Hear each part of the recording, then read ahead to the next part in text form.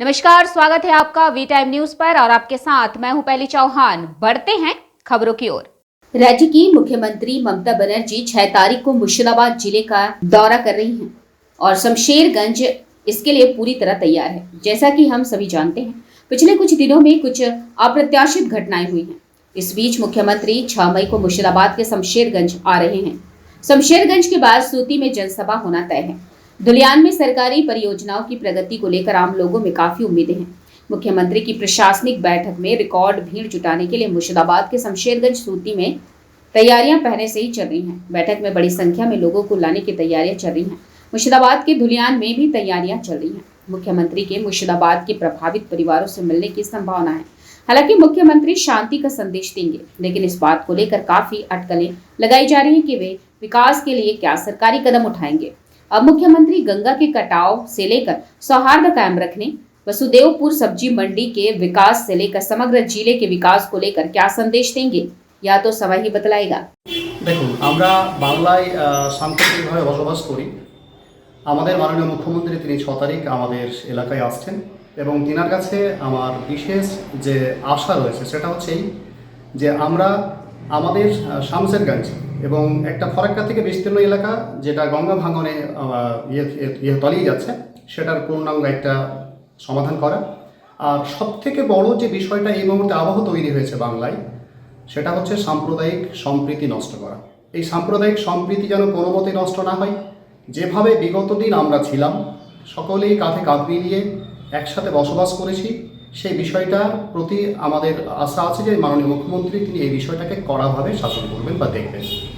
আমাদের প্রথম যেটা প্রত্যাশা আছে যে এলাকা গঙ্গা ভাঙন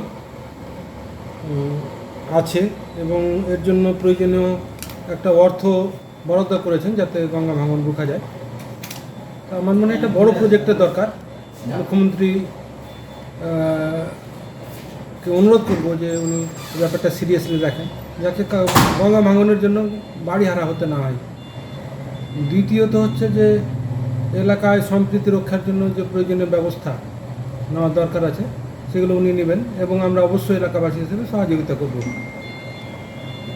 তৃতীয়ত আমরা বলবো বিশেষ করে বাসুদেবপুর এলাকাবাসী হিসাবে যে বাসুদেবপুর খুব দ্রুত উন্নতি করছে আর কি বাজার হিসাবে, এবং এখানে বড় সবজি বাজার আছে এবং গুরুত্বপূর্ণ জায়গা। এখান থেকে ধুলিয়ান 10 কিলোমিটার, সুতি থানা 10 কিলোমিটার মধ্যে একটা বিশেষ করে পুলিশ ফাঁড়ি হলে বেশি ভালো হয়। এই ব্যাপারটা যদি উনি দেখেন খুব ভালো হবে। দ্বিতীয়ত একটা বিশাল সবজি বাজার আছে এখানে পাইকারি। এই সবজি বাজারে যাতে সবজি বিক্রেতারা তাদের সবজিগুলো প্রয়োজন অনুযায়ী ব্যবহার করতে পারে, এই জন্য সবজি রাখার জন্য একটা কোল্ড স্টোরেজের ব্যবস্থা যদি উনি করেন আরও ভালো হয়। আসলে চা পাতা তো অনেক কিছুই আছে। উনি এখানে যেভাবে হসপিটাল দিয়েছেন ওনার জন্য ধন্যবাদ, যে খুব বড় হসপিটাল ধুলিয়ানবাসীকে দিয়েছেন এবং ভবিষ্যতে নতুন নতুন উদ্যোগে নতুন নতুন প্রকল্প আমরা পাবো এটা আশা রাখি এবং উনি ব্যাপারগুলো দেখবেন। মুখ্যমন্ত্রীর আগমন আমরা তাকে স্বাগত জানাই। সেই সঙ্গে আমাদের কিছু চাওয়া পাওয়া রয়েছে। আমাদের প্রথম যেটা দাবি সেটা যে আমরা নদীর তীরবর্তী অঞ্চলে যারা বাসিন্দা তারা আমরা আতঙ্কে ভুগি। বর্ষা এলে আমরা আতঙ্কে থাকি। মুখ্যমন্ত্রীর দৃষ্টি আকর্ষণ করব যেন আমাদের গঙ্গা ভাঙন প্রতিরোধ ঠিকঠাক হয়। সেই সঙ্গে এলাকায় যেন সম্প্রীতি বজায় থাকে সেই দিকেও আমাদের লক্ষ্য রাখা উচিত। সেই সঙ্গে মুখ্যমন্ত্রীর কাছে আমরা আবেদন করব, আমরা বাসুদেবপুর অঞ্চলের বাসিন্দা, আমাদের থানা আমাদের দুই দিকে রয়েছে, একটা পশ্চিম দিকে একটা পূর্ব দিক। পশ্চিম দিকে ধুলিয়ান এবং পূর্ব দিকে ঔরঙ্গাবাদ, আর মিডিলে রয়েছে বাসুদেবপুর। বাসুদেবপুরে যে একটা পুলিশ ফাঁড়ি হয় স্থায়ী, তাহলে আমার এলাকার মানুষের খুব সুবিধা হবে, বিশেষ করে শান্তি শৃঙ্খলা রক্ষার ব্যাপারে।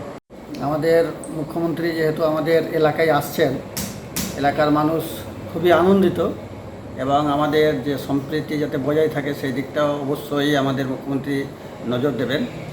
এবং গঙ্গা ভাঙন, বিশেষ করে যে গঙ্গা ভাঙন যে কাজগুলো চলছে সরজমিনে দেখলে আমার মনে হয় যে কাজগুলো সঠিক হচ্ছে কিনা তদারকি করলে খুব ভালো হয় আর কি। वी टाइम न्यूज के लिए मुर्शिदाबाद से मिलन सरकार की